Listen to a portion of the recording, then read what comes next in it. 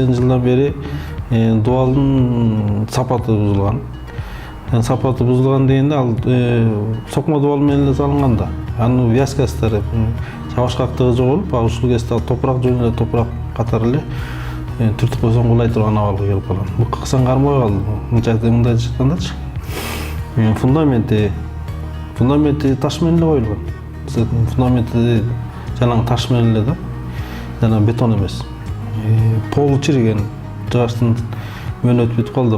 Жагыштын мөөнөтү бүтүлүп, полдор чирип, шифрдин эскиле жеткен шифр чирип, жанагы арас жери жаракаларынан суу тамып, потолокко түшүп, потолоктон ылдый түшүп, ошо уламнын жагынан болгон суулардан акма сууларынан потолокто жараксыз абалга келип калган. Кыскасы бул авариялык абалга келип калган. Эгер кокус жер титирөө келип мындай 6-7 балл болчу болсо, бул мектеп биринчи очередде эле кулап калышы мүмкүн.